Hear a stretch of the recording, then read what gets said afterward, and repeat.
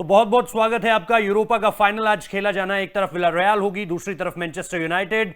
एक टीम ऐसी जो कि पहली बार इस खिताब के आखिरी पड़ाव तक पहुंची है, यानी फिनाले खेलेगी। दूसरी टीम ऐसी जो कि ये कहें कि यूरोप की बड़ी बड़ी ट्रॉफीज को जीतने का लगातार उनके पास हक भी रहा है, उनके पास दम भी रहा है, और उनके पास एक और मौका है कि वो जो जिंक्स ब्रेक करने हैं ना, कि भाई ओले गुनर सोल्शर के लिए कहा जाता है कि भाई सेमीफाइनल तक पहुंचते पहुंचते उसके बाद उनकी टीम जो है वो दम तोड़ देती है। तो बहुत बार ऐसा हो चुका है, उसके बारे में भी हम बात करेंगे कि कब कब ऐसा हुआ है, या बीते 3-4 सालों में ऐसा हमें कब कब मुख्यतः देखने को मिला। दूसरी तरफ विलारियल है जो पहली बार इस खिताब के फिनाले में पहुंची है, लेकिन उम्मीदें उनसे भी बहुत होंगी। तो आंकड़ों से शुरू किया जाए या खिलाड़ियों से शुरू किया जाए, बहुत सारी ऐसी चीजें जिसको लेकर के बात आप कर सकते हैं इस मुकाबले में।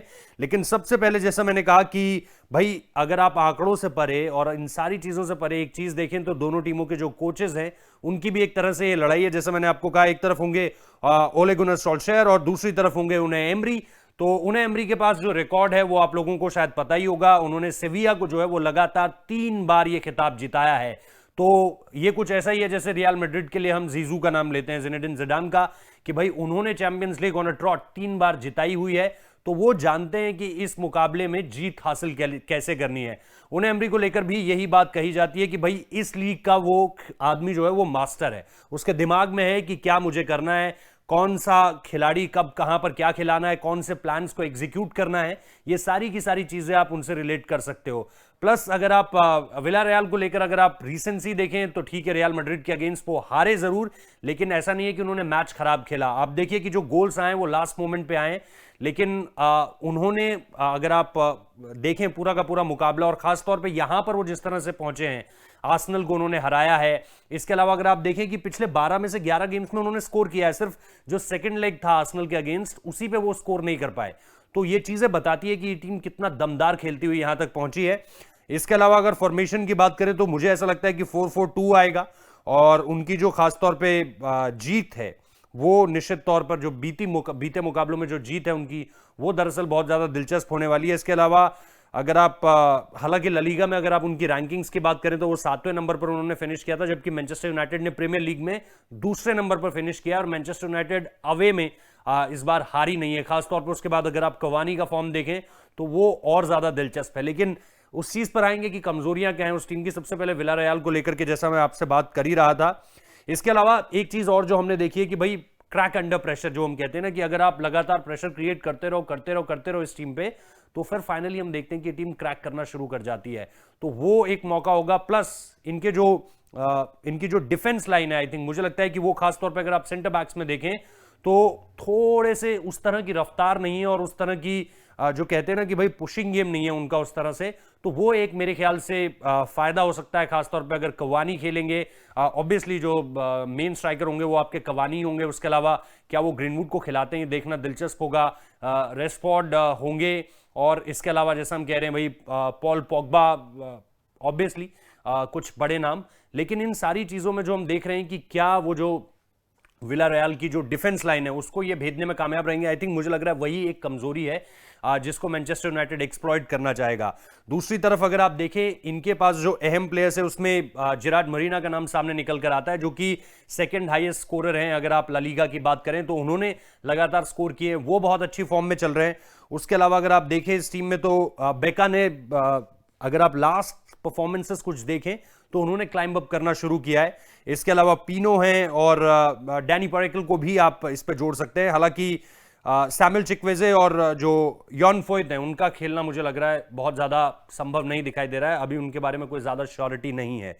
तो ये तो हुई विलारियल की बात, जिनके ऊपर दारोमदार बहुत ज्यादा इसलिए है क्योंकि उनके पास मेरे हिसाब से उन्हें एमरी हैं। अगर आप पूछेंगे मैच शुरू होने से पहले कि फेवरेट्स कौन है तो हर कोई मैनचेस्टर यूनाइटेड का नाम ही लेगा, लेकिन बिकॉज उनके पास उन्हें एमरी हैं जिन्होंने सेविया को ये खिताब 3 बार जीता हुआ है ऑन अ ट्रॉट, तो फिर वो जानते हैं कि इस खिताब को जीतना कैसे है। तो उनका एक तरह से जो गेम प्लान होगा वो बड़ा दिलचस्प होने वाला है, और इसी वजह से आप विलारियल को कमतर नहीं आंक रहे हो यहां पर।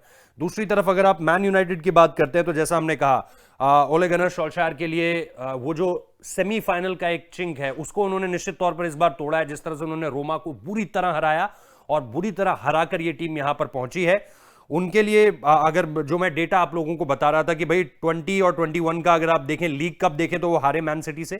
तो ये सेमीफाइनल की सारी मैं आपको हार बता रहा हूं। 20 में सेविया से यूरोपा हारे और 20 में एफए कप हारे, वो भी चेल्सी से हारे।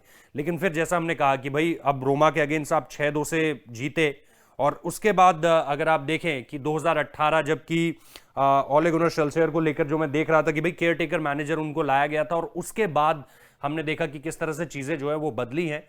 तो ये मेरे ख्याल से एक पॉजिटिव साइन है कि भाई आपने सेमीफाइनल का फाइनली वो चिंग्स तोड़ा और अब आप जो है वो फाइनल में हैं। और मरीनो के साथ ही आप आखिरी बार इस ट्रॉफी को जीते थे, तो अब आपके पास एक मौका होगा कि आप इस ट्रॉफी को दोबारा जीत सकते हैं। इसके अलावा अगर हैरी मैग्वायर जो है वो इंजर्ड हैं, तो फिर उनकी जगह आप देखेंगे कि भर पानी तो एकदम लाइक टू लाइक रिप्लेसमेंट बहुत ज्यादा मुश्किल है। लेकिन फिर भी अगर स्टार प्लेयर्स की बात करें तो निश्चित तौर पर ब्रूनो फर्नांडिस, हालांकि बड़े मैचेस में वो अच्छा नहीं कर पाते, खासतौर पर हमने पुर्तगाल के लिए देखा है, लेकिन उनके ऊपर प्रेशर इस बात का होगा कि क्या वो आज बड़े दिन पर परफॉर्म कर पाते हैं। कवानी ऑब्वियसली मैंने उनका नाम लिया, रेशफोर्ड का नाम मैंने लिया है, डिया का नाम, अगेन गोलकीपर, हेंडरसन उसमें है। इसके अलावा अगर आप देखें, जैसा हमने पॉग्बा का नाम भी लिया था, वो एक और ऐसे खिलाड़ी जिनको लेकर के आप कह सकते हो भाई दाव लगा सकते हो एक तरह से आप उन पर। मैन यूनाइटेड का जो मैं फॉर्मेशन देख पा रहा हूं वो मुझे 4-2-3-1 लग रहा है। और सेकंड प्रीमियर लीग में खत्म किया था, तो उम्मीदें उनसे भी बहुत ज्यादा है। हालांकि मैन सिटी और उनके बीच डिफरेंस ठीक ठाक था, ऐसा नहीं था कि बहुत क्लोज फिनिश हुआ है, जैसा हमने एटलेटिको मैड्रिड और इधर जो विलारियल के अगेंस्ट मैच हुआ था रियल मैड्रिड का, उसमें जिस तरह से रियल मैड्रिड जीती, तो पॉइंट डिफरेंस बहुत कम था। या जैसा हमने लीग 1 में देखा भाई पीएसजी सिर्फ 1 पॉइंट से रह गई। तो ये सारी की सारी चीजें जो है वो इसमें थोड़ी सी अलग है। प्रीमियर लीग में अगर आप देखें तो मैन सिटी और मैन यूनाइटेड के बीच रैंकिंग्स 1 और 2 है, लेकिन पॉइंट डिफरेंस ज्यादा है। तो उस लिहाज से मुझे लग रहा है कि ये एक बड़ा मुकाबला होगा। जैसा मैंने पहले भी कहा कि अगर आप शुरुआत से पहले बात करें तो मैन यूनाइटेड ऑब्वियसली फेवरेट है, लेकिन जैसा मैंने कहा कि उन्हें एमरी उनके पास है और उनका होना बहुत ज्यादा चांसेस विलारियल के स्ट्रॉन्ग कर देता है। तो लेट्स सी किस तरह से चीजें आगे बढ़ती हैं। फिलहाल आज का ये जो बड़ा मुकाबला, ये मुकाबला जो है रात 12:30 बजे शुरू होगा और आप इसको सोनी के अलग अलग जो नेटवर्क्स हैं उसमें आप इसे देख सकते हैं। और इसके अलावा आप सोनी लिव ऐप के थ्रू भी इस मुकाबले को देख सकते हैं। रात 12:30 बजे जैसा मैंने कहा ये मुकाबला शुरू होगा। हम आपको मुकाबले के बाद भी आपसे जुड़ेंगे इसकी अपडेट के साथ। फिलहाल इस वीडियो को देखने के लिए बहुत बहुत शुक्रिया।